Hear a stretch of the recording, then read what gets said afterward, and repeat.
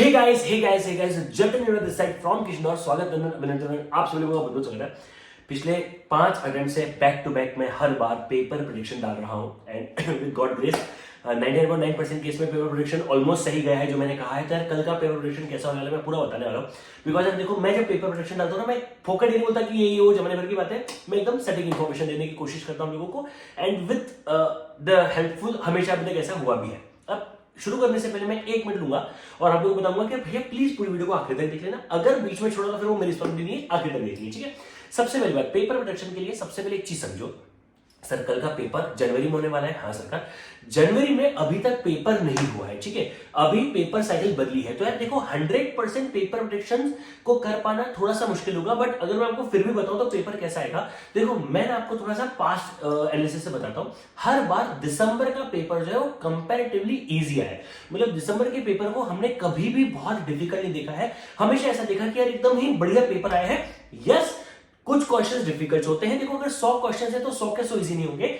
30 के आसपास, 20 के आसपास डिफिकल्ट क्वेश्चंस देखने को मिलते हैं और उन 20-30 क्वेश्चन को इस तरह से अरेंज किया जाता है कि पेपर थोड़ा सा डिफिकल्ट लगता है, ठीक है। सो ओवरऑल दिसंबर का पेपर आज तक के इतिहास में कभी इतना डिफिकल्ट तो नहीं हुआ है। कभी भी बहुत ज्यादा उसमें डिफिकल्टीज मुझे देखने को नहीं मिली है। If you ask me one more thing, अगर मैं आपको बताऊं तो सर कल का पेपर कैसा होगा, तो मैं उस अजम्पशन को अगर कैरी करूं तो मुझे लगता है कि पेपर जो है बहुत ज्यादा डिफिकल्ट की तो मुझे 1% भी उम्मीद नहीं है कि मैं कहूं कि बहुत ही ज्यादा डिफिकल्ट आ जाएगा। सर आपकी उम्मीद क्या है? मुझे लगता है पेपर थोड़ा सा मॉडरेट लेवल पे जाएगा। मॉडरेट मतलब क्या होता है? मॉडरेट मतलब, क्योंकि देखो सितंबर में पेपर डिफिकल्ट नहीं आता, पेपर अच्छा खासा आता, इजी आता, ठीक है। मतलब it was a very good paper, ठीक है, मैथमेटिक्स का। तो मुझे लगता है कि यार अगर मैं बात करूं आप लोगों से कल के पेपर की, तो मुझे ऐसा लगता है कि पेपर डिफिकल्ट तो नहीं आएगा।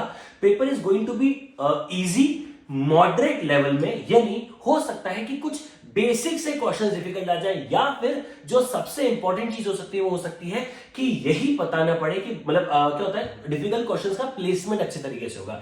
यानी मान लो 100 में से 30 क्वेश्चंस डिफिकल्ट है, मान लेते एग्जांपल के लिए, तो उन 30 क्वेश्चंस को इस तरीके से प्लेस करेंगे। पहला क्वेश्चन डिफिकल्ट, दूसरा तीसरा इजी, फिर चौथा क्वेश्चन डिफिकल्ट, फिर एक दो क्वेश्चन डिफिकल्ट। तो इस तरीके से क्या होगा, आपका मेंटल प्रेशर बढ़ जाएगा।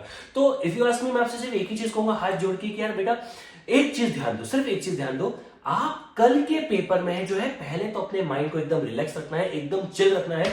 पेपर बहुत डिफिकल्ट की उम्मीद नहीं है, लेकिन इन केस अगर पेपर डिफिकल्ट आ भी जाए तो दुनिया में ऐसा पेपर आज तक नहीं बना कि 100 क्वेश्चन अगर है तो 100 के 100 डिफिकल्ट होंगे।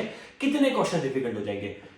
वर्स्ट केस आपको बताता हूं, अगर 100 पेपर है, 100 क्वेश्चन है, तो उसमें अगर डिफिकल्टी वाले केस में भी 40 से 45 क्वेश्चन ही जो है वो डिफिकल्ट होते हैं, बाकी के इजी ही होते हैं।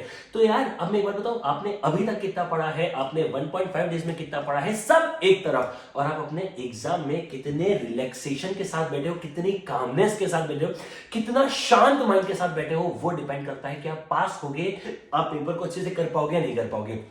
सो एक टिप लेके जाओ जाते जाते, पेपर खोलो, आराम से पढ़ो। 2 4 5 क्वेश्चन शुरू के डिफिकल्ट लगे, आखिर के डिफिकल्ट लगे, या बीच के क्वेश्चन डिफिकल्ट लगे, बिल्कुल भी प्रेशर में नहीं आना है। आपको सबसे पहले 100 में से सिर्फ 50 क्वेश्चन ही अपेयर करने, क्योंकि मेरी ट्रिक होती है 50 20 10 20, ठीक है। तो भैया आपको सबसे पहले सिर्फ और सिर्फ 50 क्वेश्चन ही अपेयर करने हैं। जैसे ही वो 50 क्वेश्चन हो जाए भैया तुम पास हो गए, टेंशन खत्म। फिर तुम्हें 20 क्वेश्चंस और ढूंढने हैं जो तुम्हें और अच्छे मार्क्स दे दें।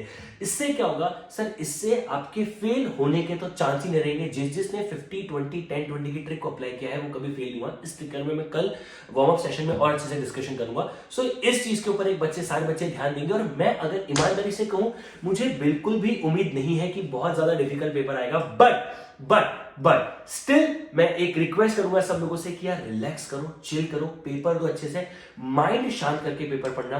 बहुत बार ऐसा होता है कि टेंशन में आने वाली चीज भी नहीं आती है और रिलैक्सेशन में नहीं आने वाली चीज भी आ जाती है।